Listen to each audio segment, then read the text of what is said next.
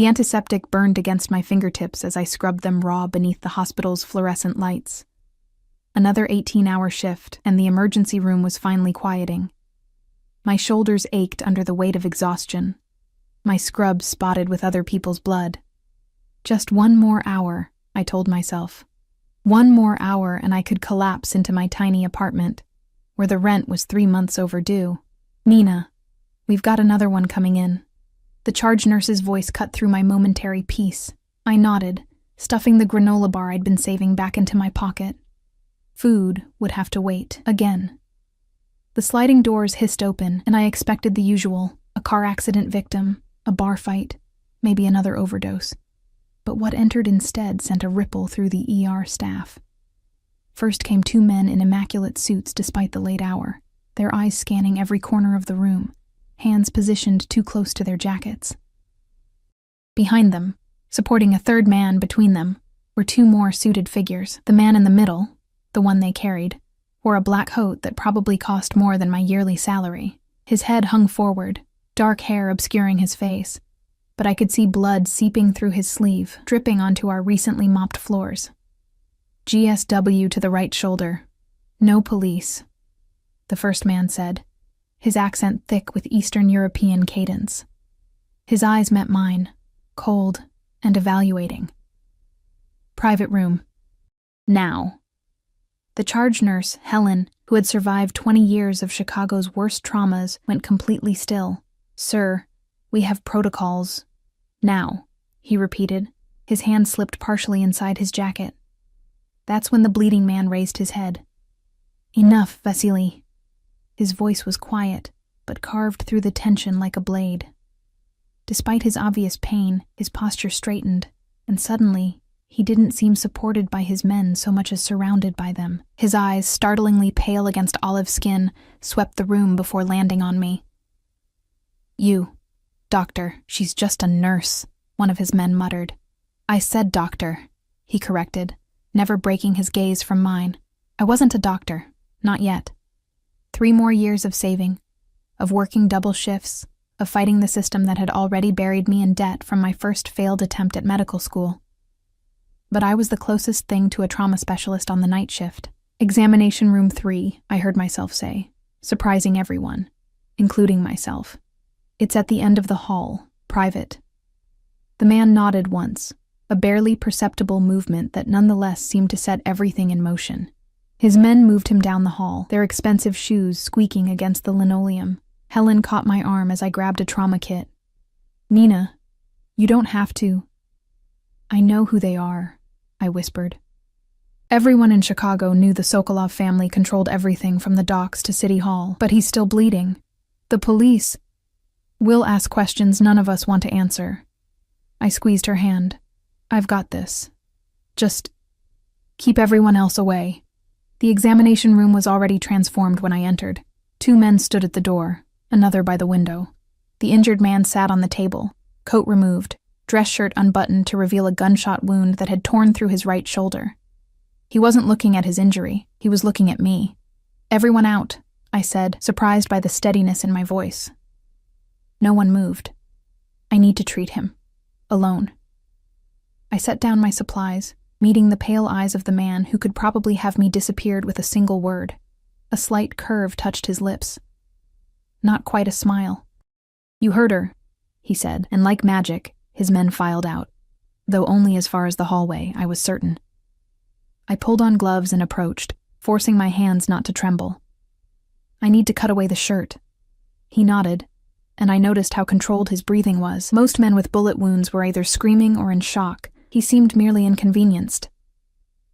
"I'm Nina," I said, using medical scissors to carefully cut away the blood-soaked fabric. "Is that relevant to my treatment?" he asked, his voice low and surprisingly soft. "I like to know who I'm putting my hands on." The words slipped out before I could censor them. His eyebrows rose slightly. "Mikhail," he replied after a pause, offering nothing more. The wound was clean, through and through. The bullet had missed anything vital, though blood loss was substantial.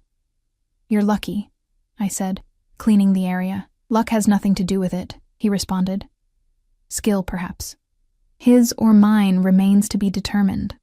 I worked methodically, my exhaustion momentarily forgotten as I cleaned, stitched, and dressed the wound. He never flinched, never made a sound, though I knew the pain must have been excruciating without proper anesthesia. He smelled of expensive cologne, gunpowder, and copper, the last from his own blood. Up close, I could see the fine lines around his eyes, the slight gray at his temples. Not young, but powerful in the way that made age irrelevant. "You have steady hands," he observed while I tied off the final stitch. "I'm working on becoming a doctor." "Working on?" Life got in the way. I secured the bandage, avoiding those eyes that seemed to see too much. "Life?" he repeated, as if testing an unfamiliar word. "Life has a way of doing that." I stepped back, stripping off my gloves. "Keep it clean and dry. Change the dressing daily. You should see a real doctor in 3 days to check for infection." "You're not a real doctor." A dangerous edge crept into his voice. "Not yet," I admitted, "but I'm the best you'll get tonight without questions." He nodded slowly, rebuttoning his shirt with his left hand. I moved to help him, then caught myself. Something told me this was not a man accustomed to being touched without permission. "Your hospital," he said as he eased himself off the table. "It's struggling. Budget cuts, outdated equipment." It wasn't a question, but I answered anyway. "We do what we can." He reached into his pocket, and I instinctively stepped back. He paused, those pale eyes noting my reaction, before withdrawing a business card. No name, just a number. He placed it on the table. "If you need anything," he said. I didn't take it. "I don't need anything from you." That almost smile again. "Everyone needs something, Nina." The way he said my name sent a chill down my spine. And debts must always be repaid. There's no debt. I was doing my job. He studied me for a moment longer. "We'll see." His men appeared at the door without being called, surrounding him once more. I watched them leave, the cards still sitting on the examination table. After they disappeared, I sank into a chair, my hands finally beginning to shake. I stared at the card for a long time before tucking it into my pocket. Not because I intended to use it, I told myself, but because it was evidence of what had happened. I filed no report that night. Neither did Helen. The security cameras in examination room 3 mysteriously malfunctioned. By the time my shift ended, I'd almost convinced myself it had been a stress-induced hallucination. Until I reached my apartment building and saw the sleek black car parked outside. My heart hammered against my ribs as I ducked into the alley, taking the fire escape up to avoid my own front door. The apartment was dark and empty when I finally climbed through my window, scraping my knee on the frame. I collapsed onto my bed, still in my scrubs, telling myself I was being paranoid. The pounding on my door came at exactly 6 a.m. I jolted awake, disoriented, grasping for a weapon and finding only a textbook. The pounding continued. "Nina Russo," a voice called. Not one I recognized from the hospital. "Open the door." I pressed my eye to the peephole. Another suited man, another expressionless face. "What do you want?" I called, voice raspy with fear. "Mr. Sokolov requests your presence." Sokolov. My blood turned to ice. Everyone knew the name, whispered in Chicago's shadows. Mikhail Sokolov. I'd treated the head of the Russian mob and hadn't even realized it. "I'm not going anywhere," I replied, trying to sound braver than I felt. "This is not a request you can decline." His tone remained neutral, but the threat was clear. "I have work. Your shift has been covered." Of course it had. "Please pack an overnight bag." Overnight? Panic clawed at my throat. I treated his wound. "Mr. Sokolov will determine when debts are settled." A pause. "You have 10 minutes. The alternative is less comfortable." I stepped back from the door, mind racing. The fire escape? They'd be watching it now. Call the police? And tell them what? I'd voluntarily treated a mob boss and was now being summoned? They were probably on his payroll anyway. The business card seemed to burn in my pocket. This was why he'd given it to me, not so I could call him, but so his men could find me. 10 minutes later, I emerged with a small duffel bag containing a change of clothes, my phone charger, and pepper spray. I had no illusion would help me. The man nodded approvingly and gestured to the car. "Where are you taking me?" I asked as he opened the door. "To answer Mr. Sokolov's summons," he replied, as if it were the most natural thing in the world. The car door closed behind me with the finality of a coffin lid. As we pulled away from my apartment, away from everything familiar and safe, I realized I'd made a critical error in that hospital room. I'd shown competence, and in Mikhail Sokolov's world, competence was a commodity to be owned. Block 2. The car's interior was cold and smelled of leather and something faintly metallic. The driver and the man who'd collected me sat in silence, the city passing by in a blur outside tinted windows. I tried to memorize our route, but after 30 minutes of turns and backtracking, I lost my bearings completely. We were heading away from downtown Chicago. That much I knew. "Why does he want me?" I finally asked, unable to bear the silence. The man beside me, younger than I'd first thought, maybe early 30s, glanced at me. "Mr. Sokolov doesn't explain his reasons. He was shot. I treated him. End of story." A ghost of a smile. "If it were the end of the story, you wouldn't be here." My phone buzzed in my pocket, and I reached for it instinctively. "I wouldn't," the man said, his hand moving to rest on mine.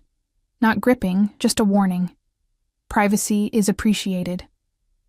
My friend will worry if I don't answer. Helen was the only one who might actually notice my absence. Your friend knows you won't be at work today. That's sufficient." The casual way he said it sent a chill through me. How far did Sokolov's influence reach?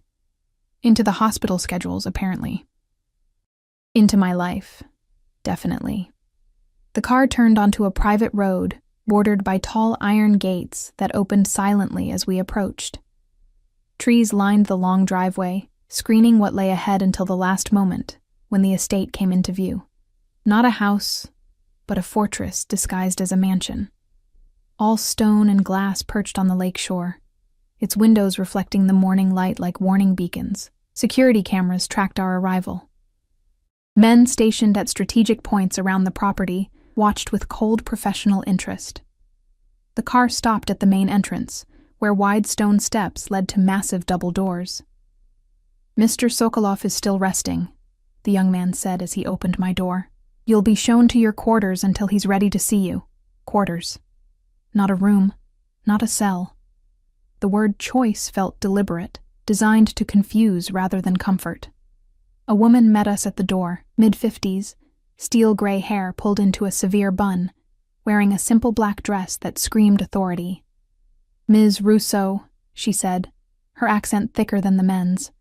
"I am Irina. I manage the household." She looked me over, making no effort to hide her disapproval of my worn jeans and wrinkled blouse. I'd changed out of my scrubs but had few options that would impress in a place like this. "This way," she said, turning without waiting for a response. The interior of the house was surprisingly austere for a man of Sokolov's wealth, elegant but sparse, with hardwood floors, cream walls, and minimal decoration. No family photos, no personal touches. It felt like an elaborate hotel rather than a home. "Why am I here?" I asked as we climbed a curved staircase. "Mr. Sokolov will explain when he sees you."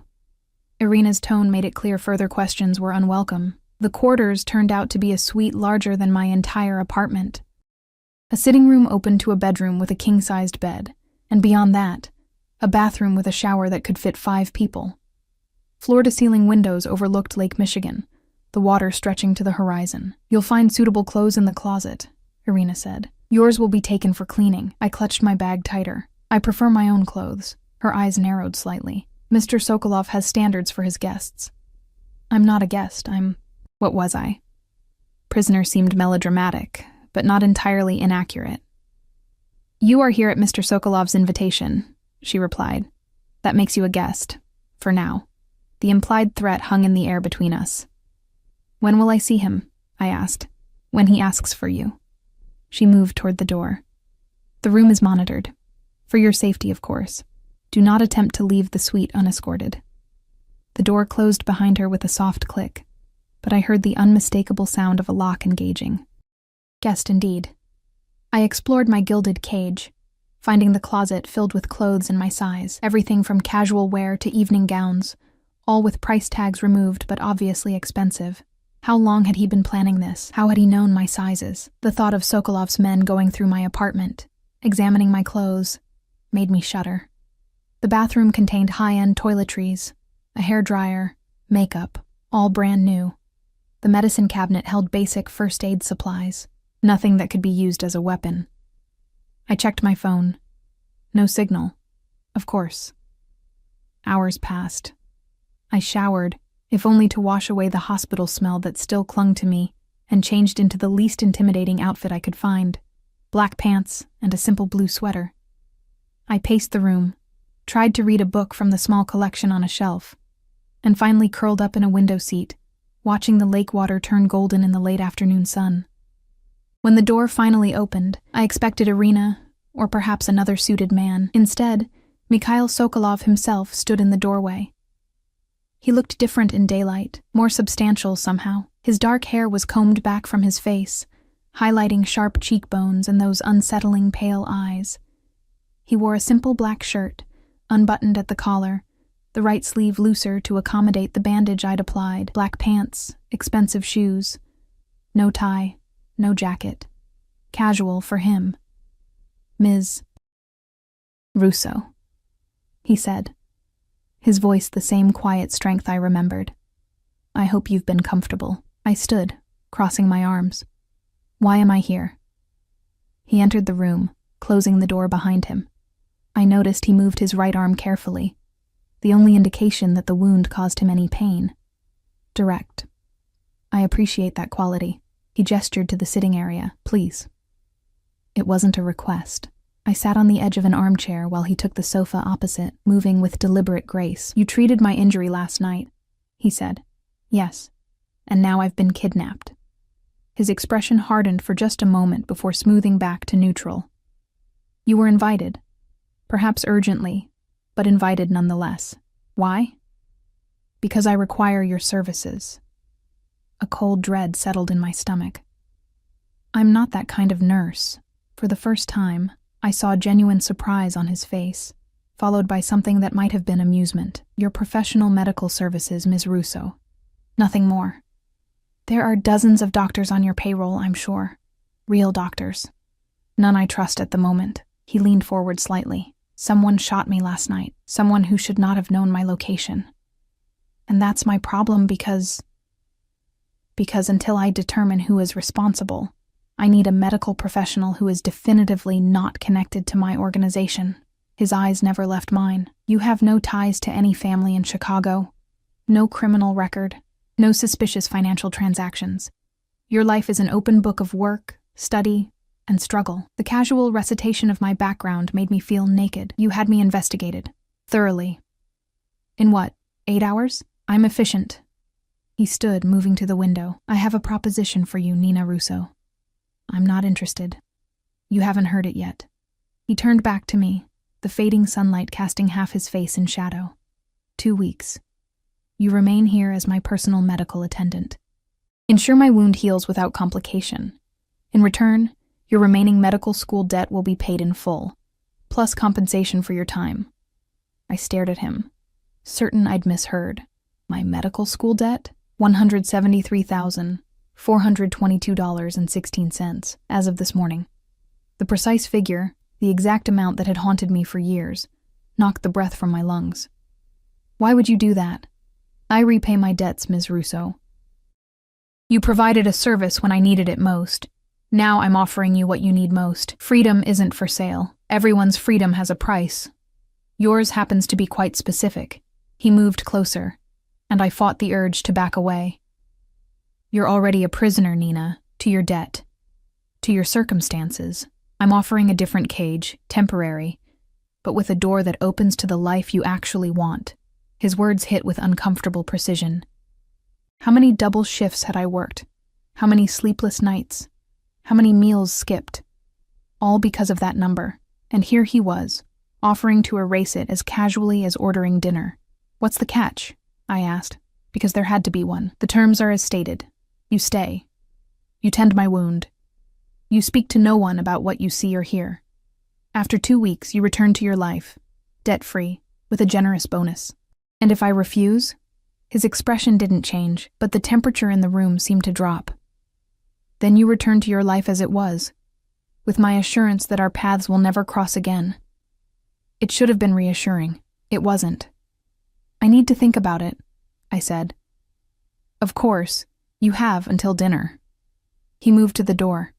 8 o'clock. Irina will bring you something appropriate to wear. I can dress myself. His hand paused on the doorknob. Consider it part of the experience, Nina. If we're to work together, you should understand the world you're entering. After he left, I sank onto the bed, mind racing. It was madness to even consider his offer. 2 weeks with a dangerous man who controlled half the city. 2 weeks in a house where every movement was watched, every word recorded. 2 weeks playing nurse to a criminal who spoke of debt and honor in the same breath as he ordered people kidnapped. But freedom from my debt, the thought was intoxicating. No more 18-hour shifts. No more choosing between textbooks and groceries. A clear path to finishing medical school without the weight that had been crushing me for years.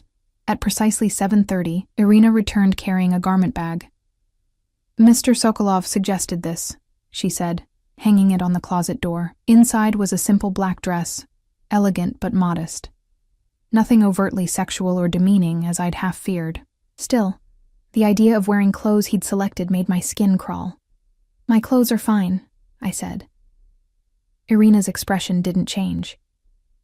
Mr. Sokolov isn't the one wearing them. I met her gaze steadily. If he wants my medical expertise, he'll have to accept my wardrobe choices. A flicker of something, respect perhaps, crossed her face. As you wish. Dinner is served in 30 minutes. I will escort you down. When she left, I changed back into my own clothes, the same jeans, but with a clean sweater from my overnight bag. A small rebellion, but it felt necessary to establish that while he might control my location, he didn't control me. Irina returned precisely on time, her disapproval evident but unspoken. She led me down the sweeping staircase and through a series of rooms, each more impersonal than the last, until we reached a dining room, where a table that could seat 20 was set for 2. Mikhail already sat at the head, rising slightly as I entered. The gesture seemed automatic, ingrained long ago by someone who valued manners. He'd changed into a dark suit, his injured arm now hidden beneath a perfectly tailored jacket. His eyes took in my rebellious wardrobe choice, but he merely gestured to the chair to his right. Ms. Russo, please join me. As I took my seat, the gravity of the situation hit me. I was about to have dinner with one of Chicago's most dangerous men. And by the end of the meal, I would have to give him my answer. Dinner was a silent, tense affair. The food, some kind of delicate fish with vegetables I couldn't name, arrived carried by servers who moved like ghosts, appearing and disappearing without acknowledgement. Mikhail ate methodically, his movements precise despite his injury. I barely touched my plate, my appetite smothered by anxiety. You're not eating, he observed, breaking the silence. I'm not hungry. You haven't eaten since your shift at the hospital. Nearly 24 hours. He took a sip of water. No wine for him, I'd noticed.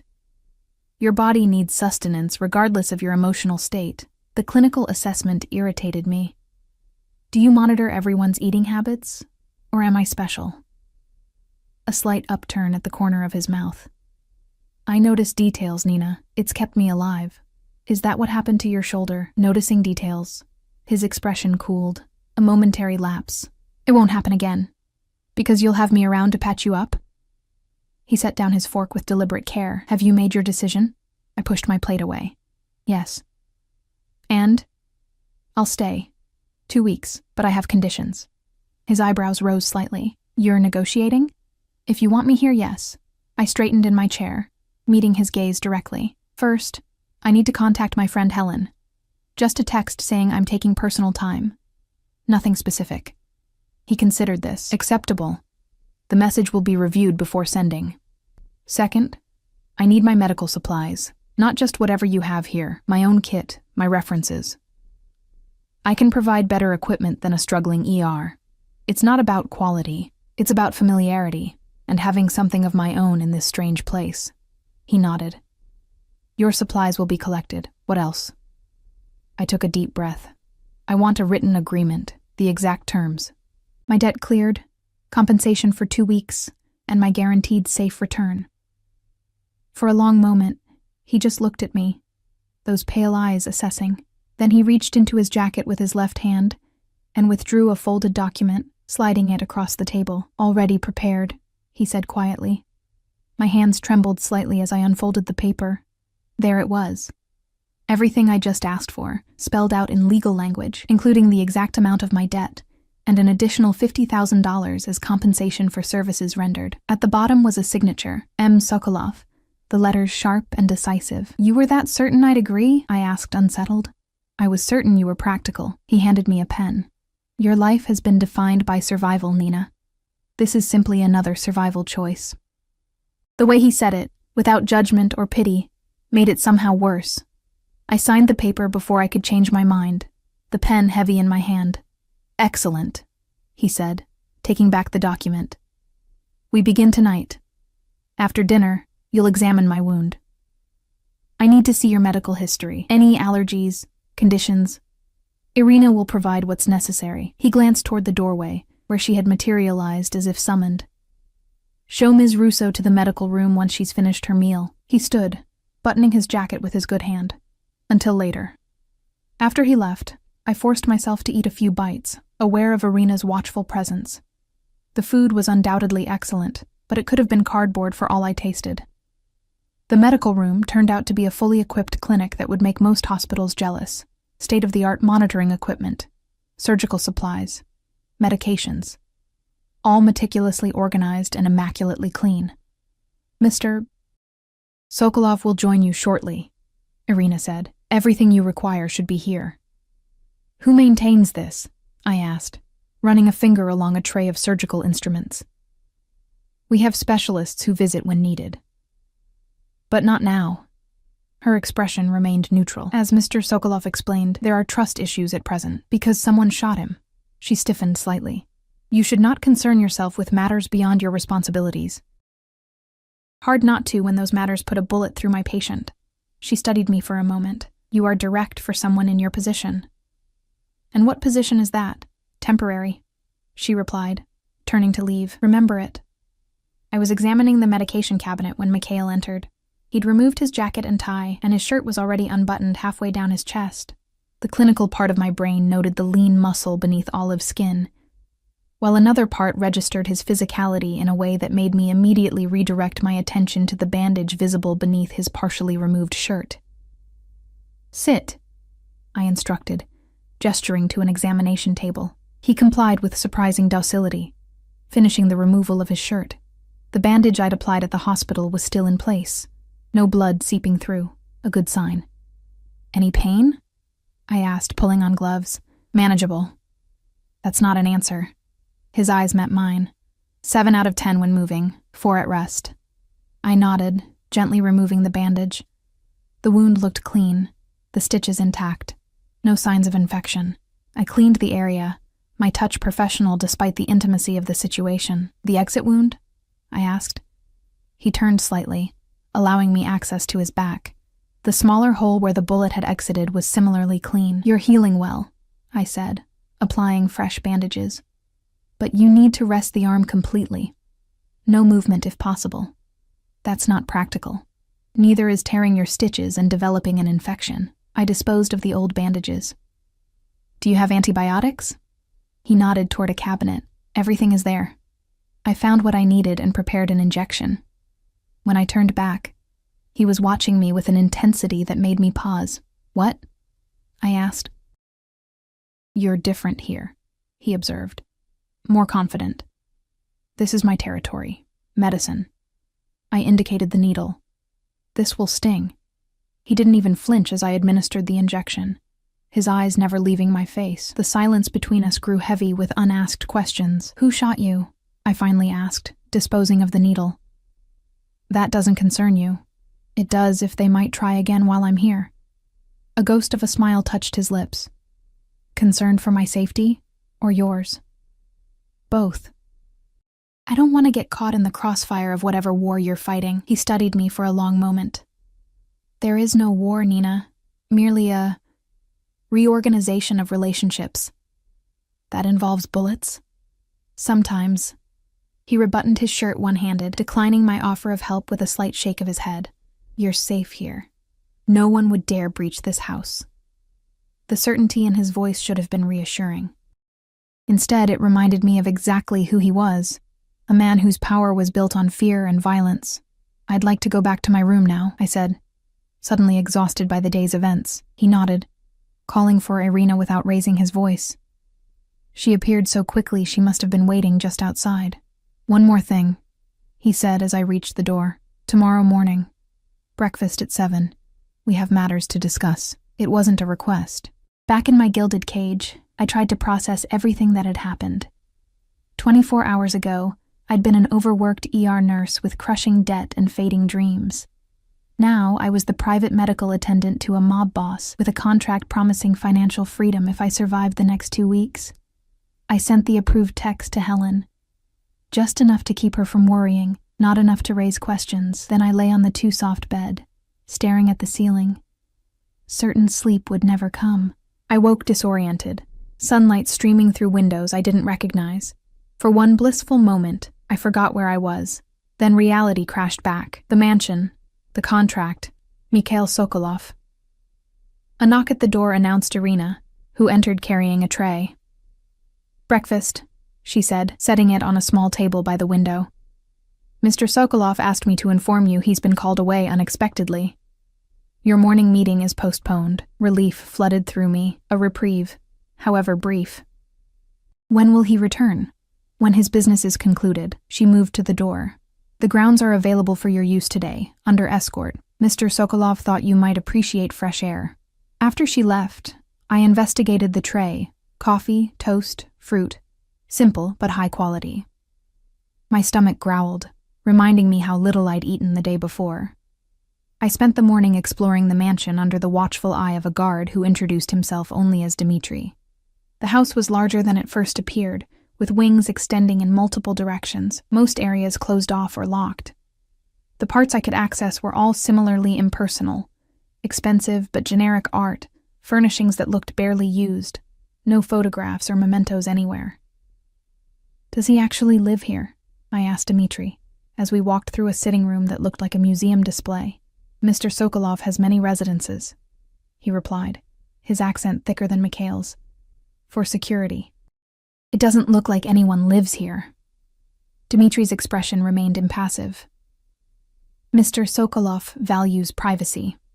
The grounds were more impressive, manicured gardens stretching to the lakeshore, a pool area sheltered by tall hedges, even a small orchard. All surrounded by a high stone wall topped with security cameras and, I suspected, more deterrents I couldn't see. I was sitting by the pool, enjoying the September sun, when I heard the unmistakable sound of helicopters approaching. Dmitri immediately straightened, hand moving inside his jacket. Inside, he ordered. Now. What's happening? Inside. This time there was no room for argument. He rushed me back to the house through corridors I hadn't seen before, eventually returning me to my suite. Remain here until called for, he said, locking the door behind him. Through the windows, I could see men moving with purposeful efficiency across the grounds. Something had happened, something that put the entire estate on alert. Hours passed. No one came. No explanation was offered. I tried the door, still locked. My phone, still no signal. The sun began to set, casting long shadows across the lake. Just as I was considering whether the sheets would hold my weight if I tried to escape through the window, the lock clicked. I expected Irina, or perhaps Dmitri. Instead, Mikhail stood in the doorway, his face a mask of controlled fury, blood staining his shirt. Blood that wasn't his. Your services are required, he said, his voice colder than I'd yet heard it. Immediately. I followed Mikhail through corridors I hadn't been shown before, deeper into the mansion's west wing. His pace was brisk despite his injury, and the tension radiating from him made me reluctant to ask questions. The blood on his shirt was fresh, dark crimson splatter patterns that told a story of proximity to violence. We entered a room dominated by a hospital bed, where a young man lay unconscious, his face bruised almost beyond recognition. blood soaked through hastily applied bandages on his torso. 2 men stood by the wall, their expressions grim. "What happened to him?" I asked, immediately moving to check his pulse, weak but present. "He was discovered," Mikhail replied cryptically, nodding to the men who promptly left, closing the door behind them. I peeled back the bandages, revealing a knife wound that had penetrated deep into the abdomen. "He needs a hospital. Surgery." "That's not possible. He could die without proper treatment." Mikhail's expression remained impassive. "Then ensure he doesn't die. You have everything you need here." I looked around at the equipment, surgical instruments, monitors, even a portable ultrasound. This wasn't just a first aid station. It was prepared for exactly this scenario. "I'm not a surgeon," I protested, though I was already washing my hands, medical training overriding my objections. "You've assisted in trauma surgeries. I've seen your hospital records." Of course he had. "Assisting isn't the same as performing. You're his only chance, Nina." His voice softened slightly. "And I'm told you're very good." The flattery didn't mask the implicit threat. If this man died, it wouldn't reflect well on me. I took a deep breath, assessed the wound more carefully, internal bleeding. "But if I moved quickly, I need an assistant," I said. "Irina has medical training." Within minutes, she appeared wearing scrubs, her hair now concealed under a surgical cap. Together, we prepped the patient, started IVs, administered antibiotics and blood. They even had his type ready, which raised questions I didn't have time to ask. I lost myself in the procedure, instinct and training taking over. The wound had damaged the spleen but miraculously missed other vital organs. I controlled the bleeding, repaired what damage I could, and closed with stitches that would leave less scarring than the rushed field dressing would have. Throughout the impromptu surgery, Mikhail remained in the room, silent and watchful. Not once did he leave or check his phone. His focus remained on the unconscious young man. And on me.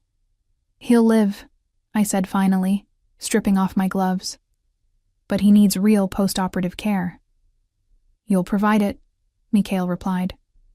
He approached the bed, looking down at the patient's face with an expression I couldn't read. "His name is Alexei. He's my brother." I stared at Mikhail, reassessing everything. "Your brother?" "Half-brother. Much younger." He touched Alexei's hand briefly. "He was working for me. Undercover." Understanding dawned. "He was your informant, looking for whoever shot you." Mikhail's eyes met mine, their usual coolness now tinged with something darker. "He found them. At considerable cost." The implication sent a chill down my spine. "And now?" "Now I handle the situation." He moved toward the door. "Stay with him. If his condition changes, call for Irina immediately." "Mikhail," I said, surprising myself by using his first name. He paused, hand on the doorknob. "What are you going to do?" He studied me for a long moment. "It's better if you don't know. If it involves more people needing emergency surgery, it won't." He cut me off. "That phase is concluded." The certainty in his voice told me everything. Retribution had already been delivered. I spent the night monitoring Alexei, checking his vitals, adjusting his medication. He was young, early 20s at most, with features similar enough to Mikhail's to confirm their relation. Around dawn, he finally regained consciousness, disoriented and in pain. "Where?" His voice was barely audible. "You're safe," I assured him, checking his pupils. "I'm Nina. I'm a nurse." His eyes, the same pale color as his brother's, focused on me with confusion. "Mikhail's Nina?" The possessive pronoun startled me. "I'm taking care of your brother's wound, and now yours." A ghost of a smile touched his swollen lips. "He found you." Before I could ask what he meant, Alexei drifted back to sleep, the pain medication pulling him under. I sat back in my chair, troubled by his words. Mikhail's Nina. What had Mikhail told him about me? Morning brought Mikhail back to the room, now dressed immaculately in a fresh suit, no trace of yesterday's blood or fury. He checked on Alexei himself, his touch gentle as he brushed hair from his brother's forehead. "You should rest," he told me. "Irina will take over. I was exhausted but reluctant to leave my patient. I should monitor. You've been awake for over 24 hours. Doctor's orders." His tone was lighter than I'd ever heard it, almost teasing. "I'll have food sent to your room." Too tired to argue, I returned to my suite, showered away the antiseptic smell, and fell into bed, asleep almost before my head hit the pillow. I dreamed of blood and pale eyes and contracts signed in red ink. When I woke, the sun was setting. I'd slept the entire day. A covered tray sat on the table by the window, the food long cold. I was pulling on a sweater, intending to check on Alexei, when my door opened. Mikhail entered without knocking, carrying a bottle of vodka and 2 glasses. He'd shed his suit jacket and rolled up his sleeves. Both of them, I noticed, despite his injury. "How is he?" I asked immediately. "Stable, improving." He set the glasses down, poured a measure into each. "Thanks to you." I accepted the vodka, needing its burn. "I was doing my job. You saved my brother's life." He raised his glass slightly. "That creates a bond between us, Nina." "There's no bond. There's a contract. Life doesn't reduce to paper terms." He took a seat across from me, movements fluid despite the wound I knew must still pain him. "You've proven yourself twice now. Trustworthy, skilled. What does that mean for me?" I asked warily. "It means I'm revising our arrangement." He sipped his vodka, eyes never leaving mine. "I want you to stay longer than 2 weeks. That wasn't our agreement. I'm prepared to be very generous." The calm way he said it, as if my consent were merely a formality, ignited something in me. "I'm not for sale, not for 2 weeks, not for longer." "Everyone has a price, Nina. You keep saying that, but it's not true." I set down my glass. "Some things matter more than money." "Like what?" "Freedom. Choice. Not spending my life patching up criminals after they stab each other." A dangerous stillness settled over him. "Is that what you think I'm asking? For you to be my personal criminal medic? Isn't it?" He leaned forward. "I'm offering you a place in my organization. Protection. Resources. Your medical school completed at the finest institutions, without debt or compromise." I stared at him. "Why would you do that? Because talent should be nurtured. Because loyalty should be rewarded." His voice dropped slightly. "Because I see potential in you that exceeds the limitations you've accepted." "Potential for what? To become like you?" A smile touched his lips, but didn't reach his eyes. "To become fully yourself, without the constraints that have held you back." The offer was seductive, not just the money or education, but the freedom from struggle he promised. Yet I knew the price would be my conscience, paid in increments so small I might not notice until it was gone completely. "I can't," I said softly. He studied me, head tilted slightly. "You haven't even asked what your duties would be." "It doesn't matter. I became a nurse to help people, not to enable violence. And who exactly do you help in that understaffed ER? The system is already broken, Nina. I'm offering you a chance to work outside it, by becoming part of your system instead? Trading one cage for another?" His expression hardened. "My offer expires at midnight. Think carefully before you refuse." After he left, I paced the room, mind racing. The rational part of me said to accept, to take his money, his protection, his promises of education and advancement. What difference did it make whose wounds I treated, as long as I could eventually help others? But a deeper part knew that once I stepped fully into Mikhail Sokolov's world, there would be no stepping out. The invisible threads would tighten until they became chains. Golden, perhaps, but chains nonetheless. I needed to leave. Now. Before midnight. Before he could make the decision for me. The lock on my door had been disengaged since Mikhail's visit. I slipped into the hallway, moving quietly toward the room where Alexei recovered. I had to check on him once more before I attempted escape. Professional obligation, I told myself. Not concern for the young man whose life I'd saved. Alexei was awake when I entered, propped up slightly against pillows, looking better than I'd expected. "Nina," he said, his voice stronger. "I wondered if you'd come." I checked his vitals, pleased with his progress. "How's the pain?" "Bearable." His eyes, so like his brother's, studied me curiously. "You're leaving, aren't you?" I froze. "What makes you say that?" "Your face. The way you're checking everything twice, saying goodbye without words." He shifted slightly, wincing. "He won't stop you. Your brother." Mikhail respects choice, even when he doesn't like the outcome. Alexei's gaze was disconcertingly perceptive. "But he's rarely wrong about people. If he made you an offer, there was reason." I adjusted his IV, avoiding his eyes. "I don't belong in your world. Few do at first. It grows on you." A weak smile. "Like family. A dangerous family. The best kind." His smile faded. "Be careful out there, Nina. You've seen too much now. Not everyone is as principled as my brother." The warning lingered in the air between us. I completed my examination, left instructions for his care, and finally allowed myself one small admission. "I'm glad you'll recover. Thanks to you." He caught my hand as I turned to leave. "Whatever you decide, you've earned his respect. That's rare and valuable." In the hallway, I stood for a long moment, torn between the path to the front door and the path back to my room. Freedom or security? Principles or pragmatism? The choice I made now would define everything that followed. I chose freedom. The night air bit through my thin sweater as I slipped out a service entrance, having navigated the mansion's labyrinthine corridors by memory and instinct. The security was lighter than I'd expected. Perhaps Mikhail truly didn't anticipate my leaving, or perhaps he'd ordered them to let me go. Either way, I found myself beyond the stone wall, trudging along the private road that led eventually to the main highway. My phone remained useless. No signal. Battery nearly dead.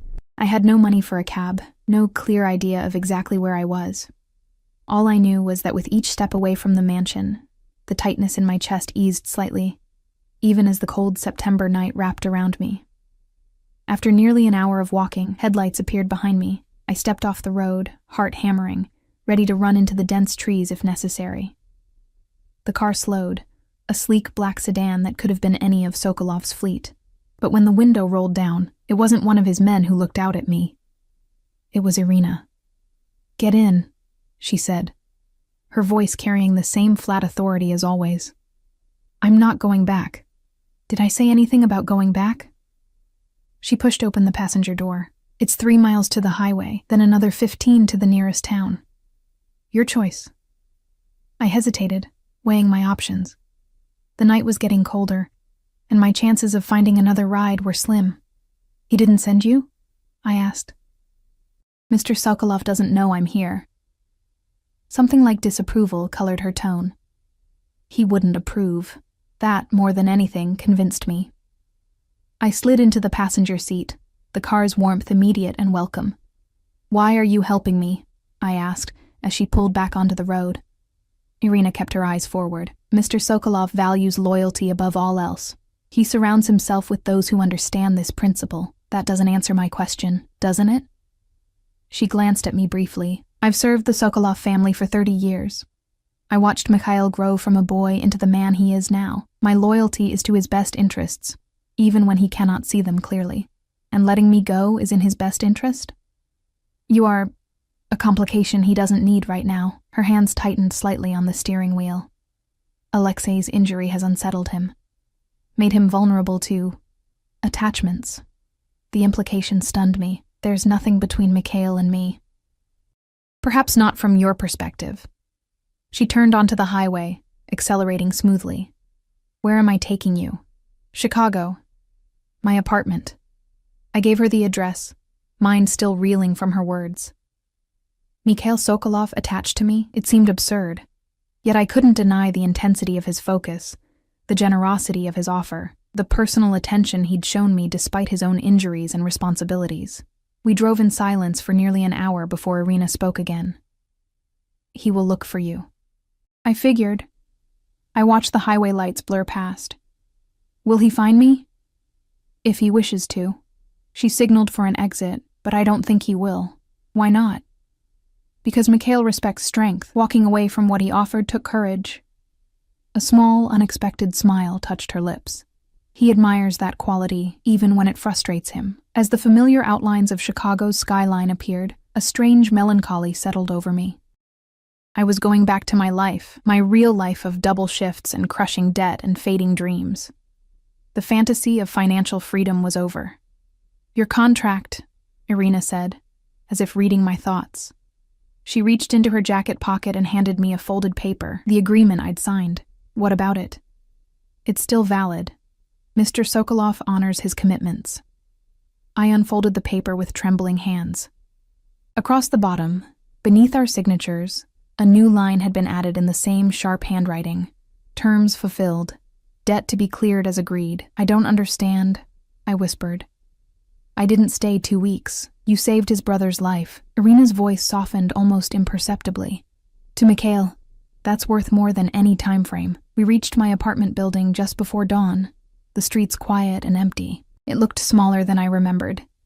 Shabbier in the harsh light of reality after the luxury of Sokolov's world. This is where we part ways, Nina Russo, Irina said as I opened the car door. I suggest you return to your life and forget the past few days. I knew she was right. The safest path forward was to pretend none of it had happened. The gunshot wound, the mansion, Alexei, Mikhail's offer. Yet as I stepped out of the car, I found myself turning back, tell him.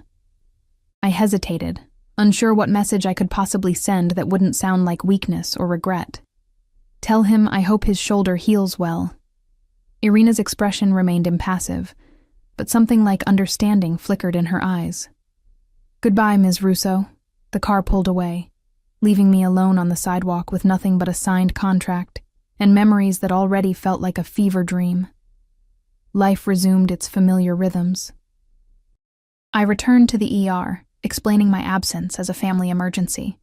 Helen asked questions at first, but eventually accepted my vague responses. The hospital remained understaffed. The patients kept coming, and my debt, true to Mikhail's word, vanished from my accounts within 3 days. A week passed, then 2. I found myself scanning the faces of suited men on the street, tensing when black sedans slowed near the hospital. But no one came for me. No messages, no surveillance that I could detect. It was as if Mikhail Sokolov had erased me from his world as completely as he'd erased my debt. I should have been relieved. Instead, I felt strangely hollow, as if I'd glimpsed something rare and powerful that I'd never experience again. On the 17th day after my escape, not that I was counting, I arrived home from a particularly brutal shift to find my apartment door unlocked. I froze in the hallway, heart pounding. Someone had been inside, might still be inside. My first thought was burglary, but nothing appeared disturbed when I cautiously peered through the cracked door. Instead, a single item sat on my kitchen table, a small, expensive-looking gift box, wrapped in silver paper with no card or marking. I approached it warily, half expecting it to explode. When nothing happened, I carefully unwrapped it, lifting the lid to reveal a cell phone.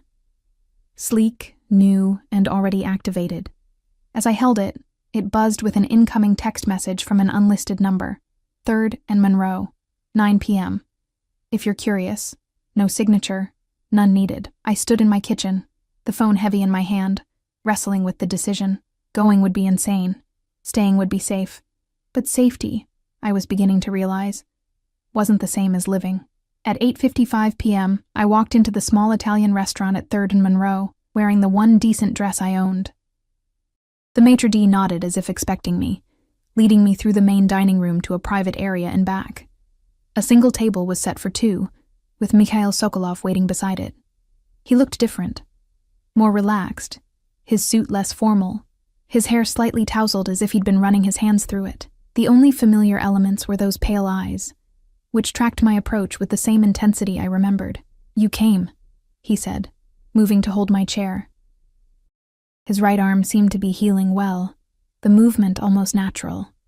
I was curious, I replied, taking the seat. How's your shoulder? Healing nicely. Your work was excellent. He sat across from me, a bottle of wine already breathing between us. And Alexei is recovering well. He asks about you. I'm glad. I fidgeted with my napkin, suddenly nervous. Why am I here, Mikhail? He poured wine for both of us, his movements deliberate. Because I wanted to see you again. Why? You're direct as always. A smile touched his lips. I find myself thinking about you, more than is reasonable. The admission surprised me. I left. Yes, and that was your right. He raised his glass slightly. I misjudged what you wanted, which was not to be owned. His gaze was steady. I offered you security, but what you value is freedom. I understand that now. I took a sip of wine, needing a moment. So what's this? A new offer? This is dinner, Nina. Nothing more. He gestured to the restaurant around us. Neutral ground. No contracts. No expectations. Just two people who barely know each other. Two people who perhaps understand each other better than you think. He leaned forward slightly. You could have ignored my message.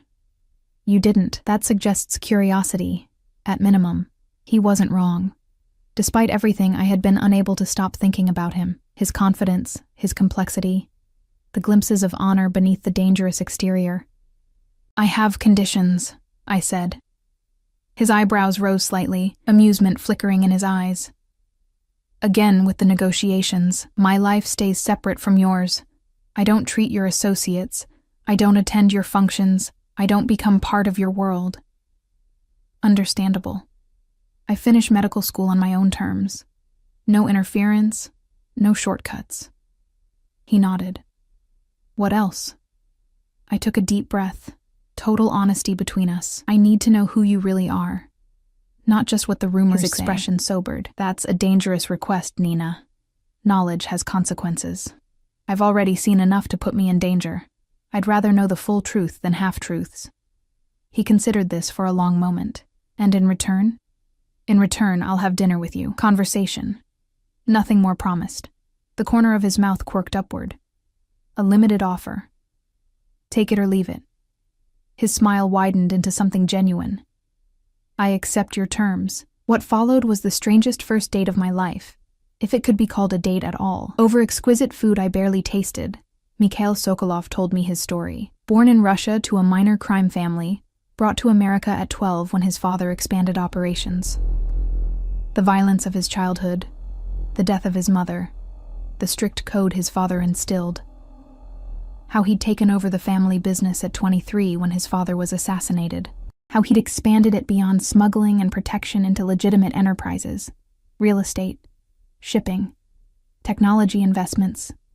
The world sees only one dimension of what I do, he said. The violence, the intimidation.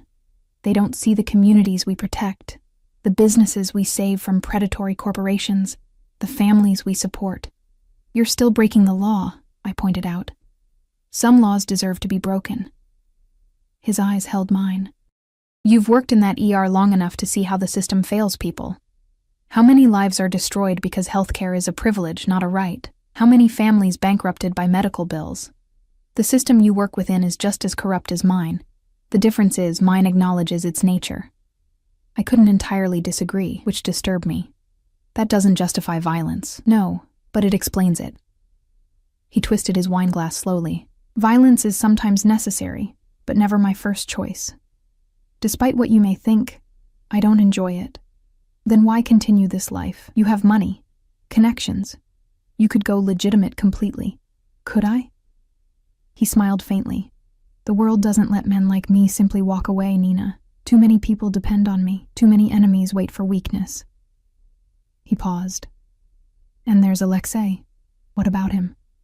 He's young, impulsive. If I stepped away, he would take over, and he lacks restraint. Mikhail's expression darkened. The devil you know is sometimes better than the one waiting to take his place. By the time we finished dinner, I felt as if I'd glimpsed a side of Mikhail Sokolov that few ever saw.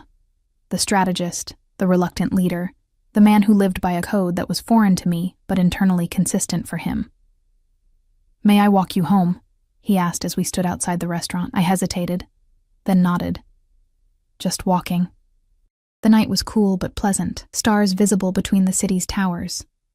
We moved side by side, not touching, an invisible boundary between us that neither crossed. What happens now? I asked as we neared my building. That depends on you. He stopped, turning to face me. I would like to see you again, on your terms. Why me? There must be dozens of women who'd be easier, who wouldn't make demands or ask uncomfortable questions. Precisely why they don't interest me. His gaze was steady. You challenge me, Nina. You see the world differently than I do. And you're not afraid of me. I probably should be, but you're not.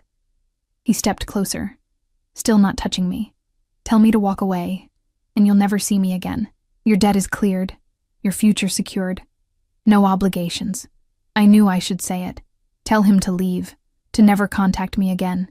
It was the sensible choice, the safe choice. Yet the words wouldn't come.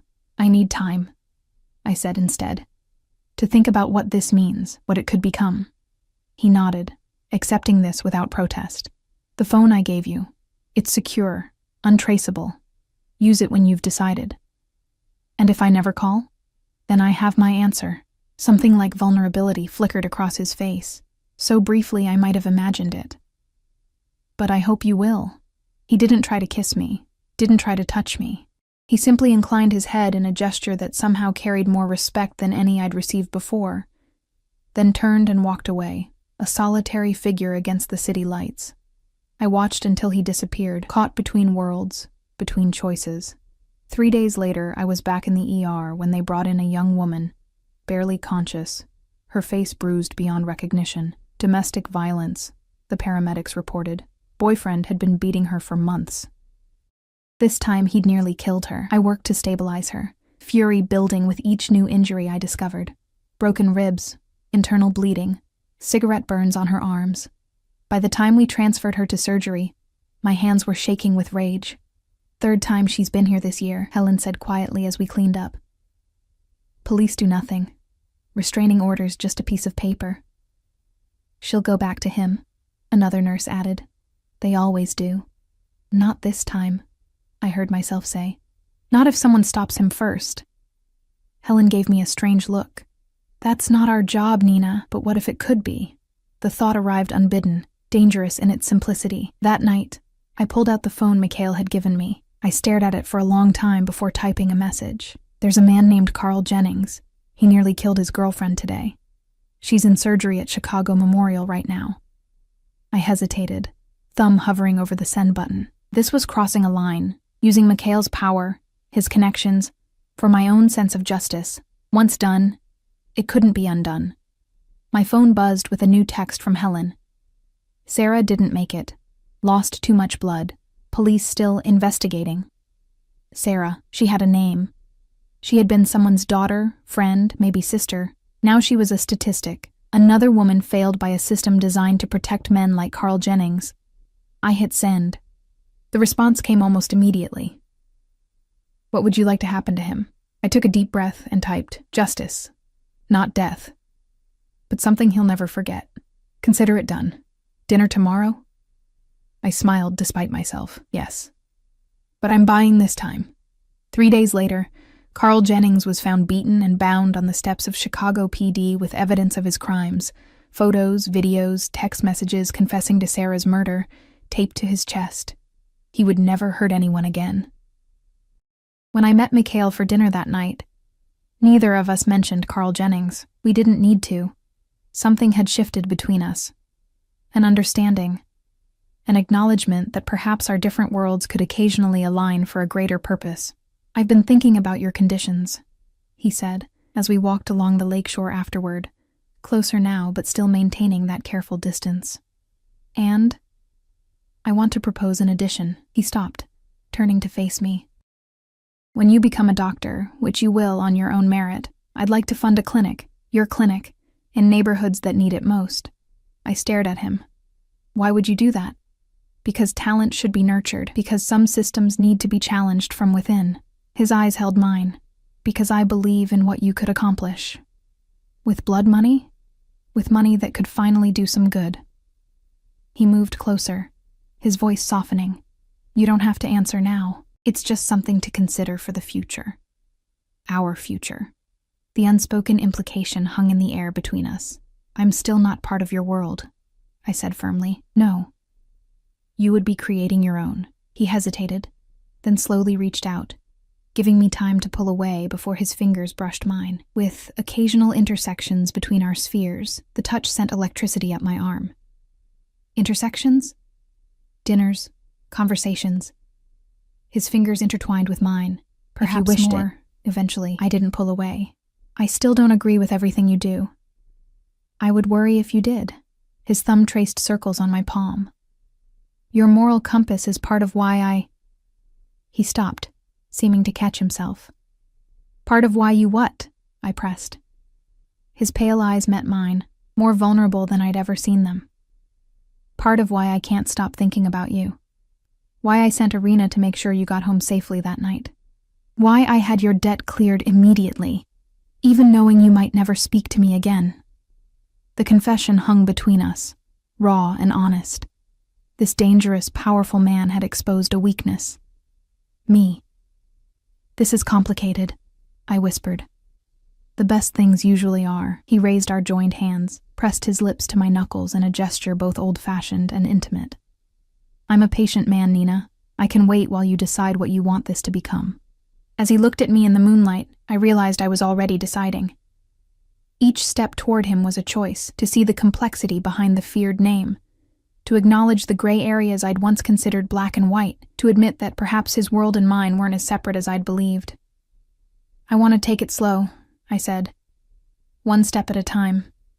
He nodded, the relief in his eyes unmistakable. "At your pace. Always." We continued our walk, hands still connected, the boundary between us not erased, but intentionally crossed. I didn't know where this path would lead, whether to heartbreak or something transformative.